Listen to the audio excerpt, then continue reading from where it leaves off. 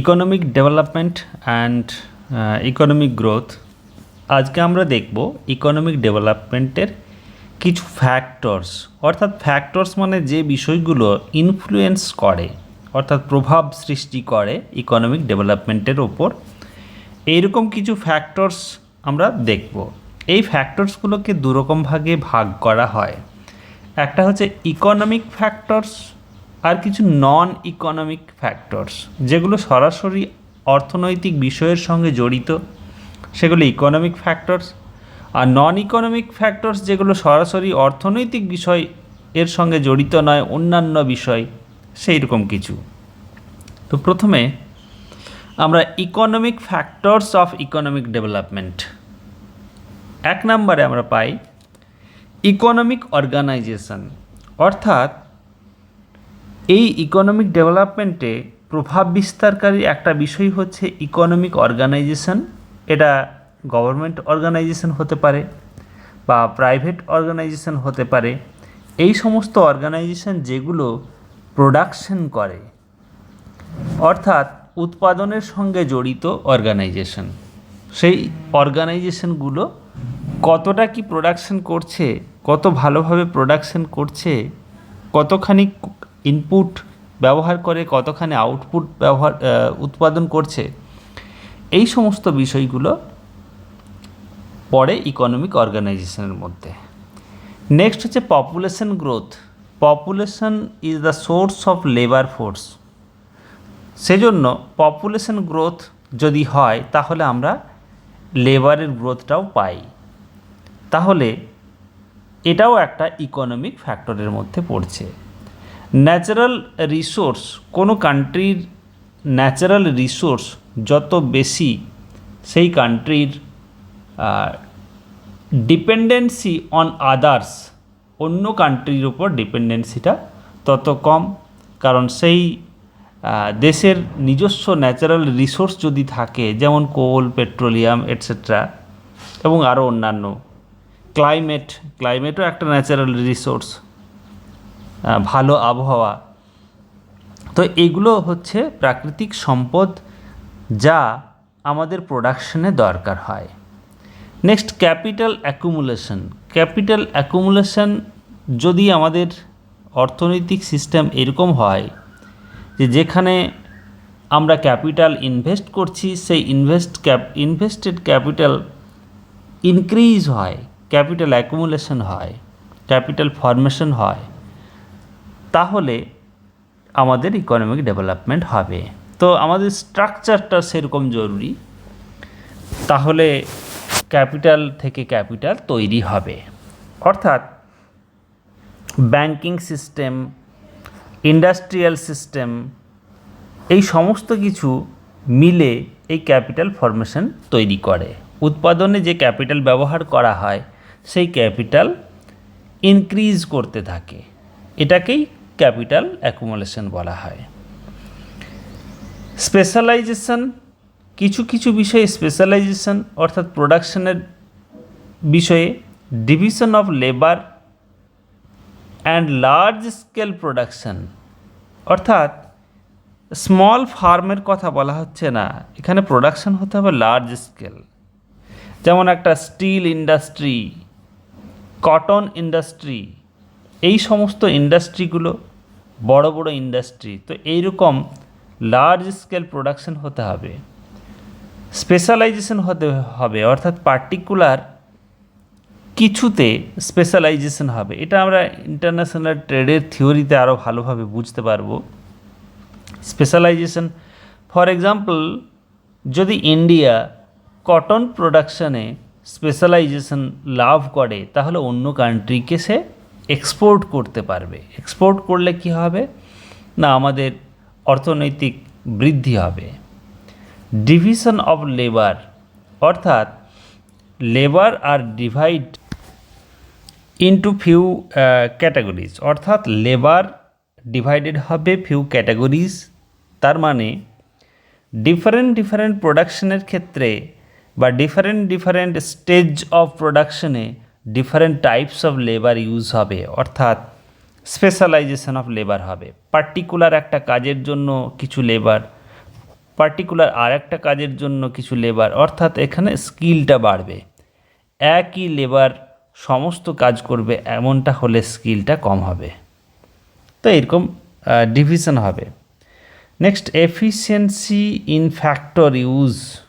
যে সমস্ত ফ্যাক্টরগুলো আমরা ব্যবহার করছি, লেবারের কথা বলা হল, লেবার ছাড়াও অন্যান্য factor, capital, land, natural resource, এই সমস্ত ফ্যাক্টর যেগুলো আমরা ব্যবহার করছি, সেই ফ্যাক্টরগুলো ব্যবহারে এফিসিয়েন্সি হতে হবে, অর্থাৎ মিনিমাম ইউজ করে ম্যাক্সিমাম প্রোডাকশন করা, এই রকম ঘটনাকে এফিসিয়েন্সি বলতে হবে। টেকনোলজিক্যাল প্রোগ্রেস, টেকনিক্যাল যে প্রোগ্রেস সেটা অ্যাডাপ্ট করতে হবে। নতুন নতুন টেকনোলজি যা ইনোভেশন হচ্ছে সেগুলোকে অ্যাডাপ্ট করতে হবে আমাদের প্রোডাকশন সেক্টরে। তো এইগুলো যদি করা হয় বা যেখানে এইগুলো করলে কি হয় না, ইকোনমিক ডেভেলপমেন্টকে ত্বরান্বিত করে, অ্যাক্সিলারেট করে। Next, acceleration in industrialisation. একটা কান্ট্রিতে ইন্ডাস্ট্রিয়ালাইজেশনকে জোর দিতে হবে, অ্যাক্সিলারেট করতে হবে। আমাদের ইন্ডিয়াতে এরকম উদ্যোগ নেওয়া হয়েছিল, এগ্রিকালচার থেকে ডাইভার্ট করে ইন্ডাস্ট্রিয়াল ইমপ্রুভমেন্টের কথা ভাবা হয়েছিল। Next, mechanisation of agriculture. Agriculture একটা ইম্পর্ট্যান্ট পার্ট ইকোনমির, সেজন্য এগ্রিকালচারকেও কিন্তু মডার্ন হতে হবে। অর্থাৎ এগ্রিকালচারের যে প্রোডাকশনটা হবে সেখানে আমরা মেশিনপত্র, হারভেস্টার, থ্রেশার, যা যা আধুনিক টেকনোলজি সেগুলোও আমরা ব্যবহার করব।